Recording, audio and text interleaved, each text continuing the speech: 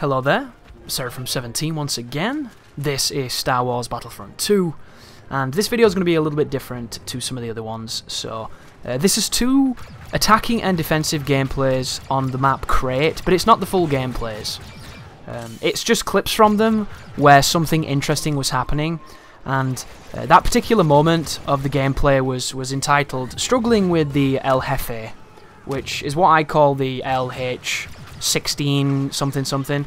It's the final weapon for the assault class after you get 500 kills, which I believe is slightly different now because they've changed the requirements. That's the Emperor. Gotta be careful there. There's a Flame Trooper doing what Flame Troopers do, which is be completely underwhelming and eventually die, which I have no idea why the Flame Trooper is as strange as he is.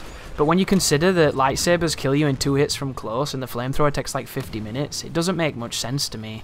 Like, the flamethrower could be a really interesting counter to the Jedis by virtue of them not being able to block the fire, but it doesn't do enough damage. So you just get melted as Kylo Ren attacks the objective, which I love him for doing that, but he shouldn't have ever done that. That's one you can actually hit quite easily. I could understand going for one you can't, but that was just a crazy play by a crazy player.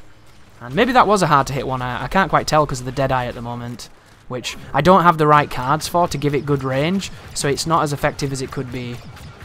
But this was my first attempt at Finn after the nerf. The nerf/buff, whatever you want to look at it as, and I have to say, he does feel a little bit less bullshit with the Deadeye stuff, but for the most, I think he still feels really strong and really good, and I actually really like defending this part of Crate with Finn, because if you use his abilities right, you can continue to buff your team and get your life back, and he has a very powerful gun for both range and up close.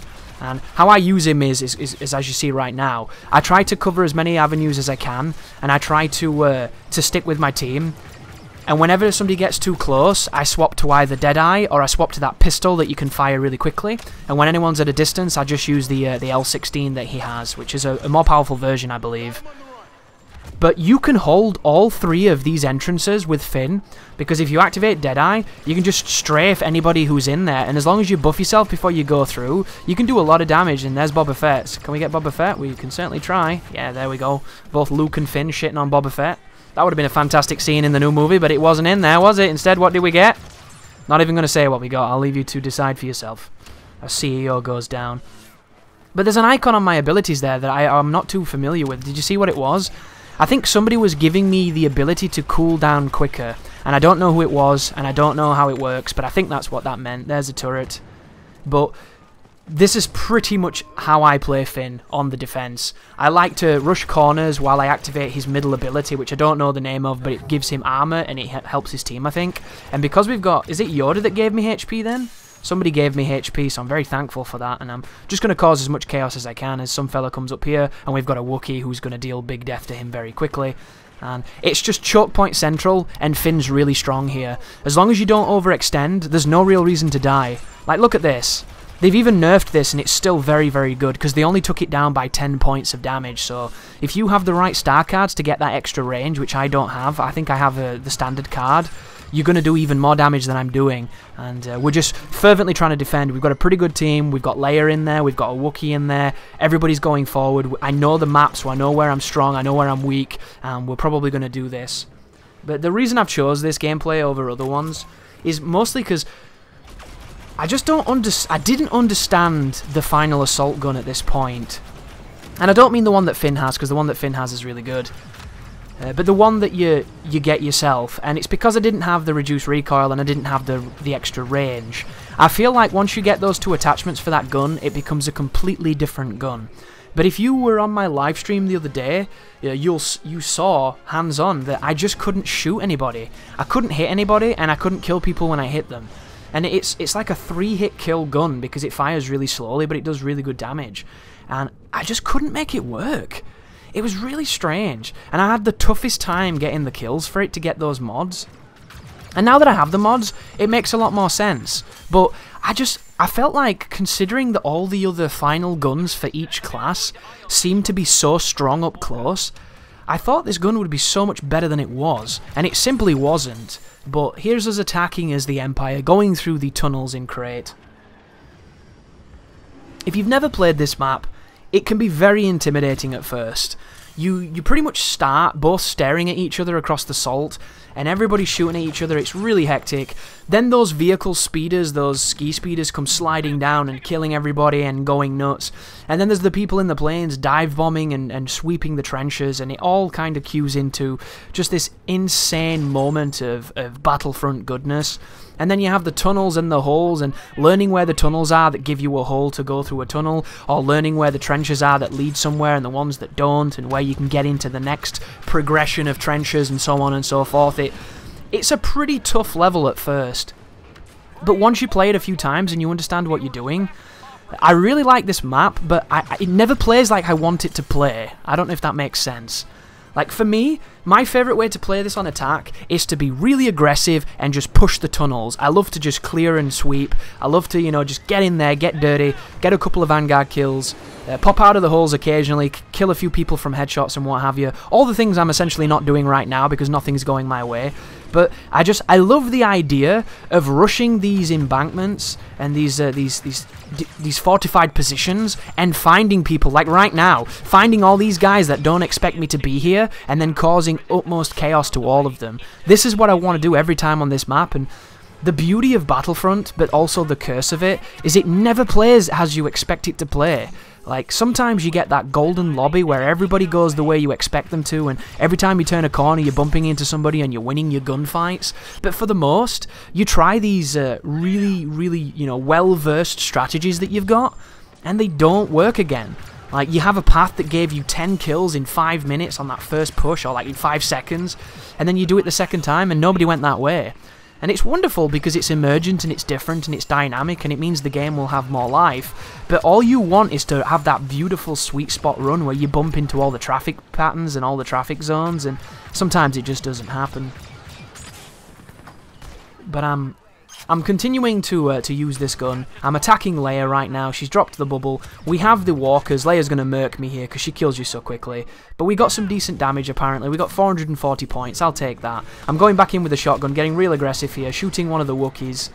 If you were afraid that they would nerf the Wookiees into the ground, they didn't. It seems that DICE isn't the kind of dev team that nerfs things into the ground. They seem to only gradually take things away from it, and instead they nerf things that didn't need nerfing, and then they make those really, really bad. I can't speak too much to how happy I am about the patch, but I can say for the most that there's some really interesting aspects of it to me personally. As I rush around the corner, we're securing it with 9 people, throwing grenades here to kind of keep them off it. One of the things I really notice on Crate when you're attacking like this is unless you have the walkers pushing the other team back into the spawn, which I don't think the walkers should be able to come into this cavern. I think it's bullshit. I think they should be kept outside, and I can imagine people saying, well, it'd be too difficult to capture the point, but I played this map where there were no walkers and we capped the point. Like, it just takes a team to push. You need everybody being aggressive, getting in there and doing their job, and if you can do that with a couple of heroes to support you, there's no reason that you can't get in here. Like, and if you don't get in here, it means that the enemy team did a really good job. You can't win every game, guys, you know, sometimes you're gonna lose, and we got it just then because we pushed. We had a walker, of course, and we had a couple of heroes, but I like to think that I made a bit of a difference, and I like to think that whoever's using Bosk right now is making no difference at all.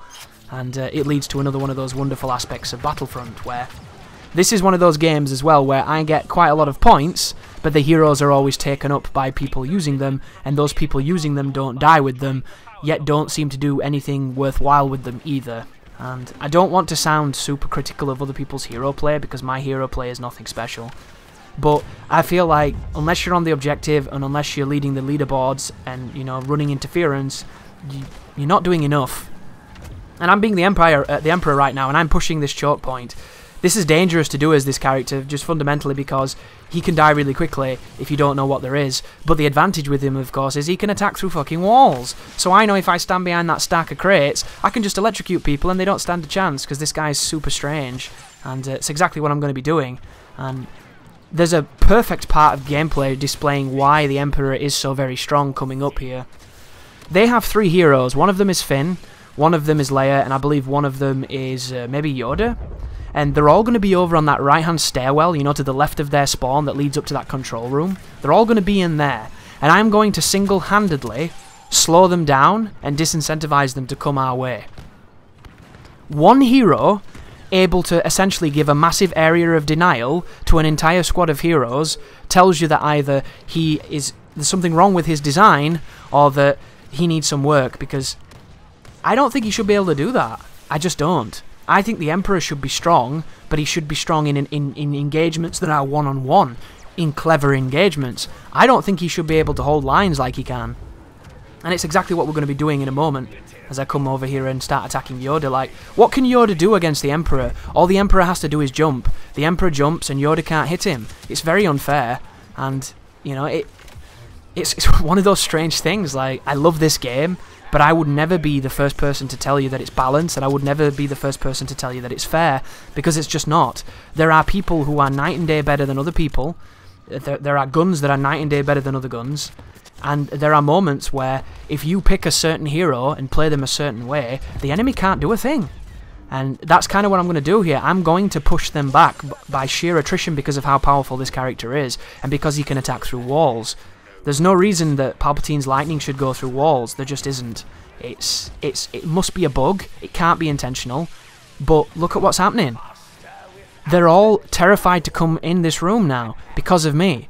Because of how good this character is. And it's not how I'm playing him, even though, you know, I'm being quite defensive. Here comes Yoda, by the way. This is a good idea for the Yoda player, because he has backup, but none of his people come with him. So it's me and Vader against Yoda, and what's Yoda going to do? You know? Can't be making jokes at this point, Yoda. Patting people with your stick. But if you don't know, Palpatine has two moves that are kind of AoE moves, and because they go through walls, they can be fantastic at just annihilating people.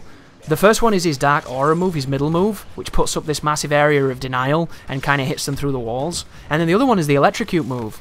But the Electrocute move, you want to use it less frequently, as I do, as kind of a, you know, dissuading people to push, because it can stun heroes. And if you electrocute a hero, you can just get a free kill on them, and it's really powerful. Do you see Leia? Leia is so weak right now. But I'm just stopping them from pushing this side by electrocuting the wall. If you remember my other gameplay, my first gameplay playing as the Emperor, that's what I told you to do. It's so powerful. But I was really struggling in those two games using that assault rifle, but now I've got the attachments, I understand it a lot more. But I thought that it's nice to see me use a different hero, so hence why I showed you a bit of my Finn. My Finn's not the best, but I can make him work, and I really like him. And then Palpatine was just kind of gravy. How the hell can one Palpatine push back 3 heroes in a choke point like that is profound. Absolutely profound. He's meant to be strong, but I don't think he's meant to be that strong. Like, not even Boss K can do what he did just then, because Boss can take too much damage and he has to put himself in harm's way. Emperor can just sit behind geometry. It's baffling, guys. Thank you for watching. You take care now.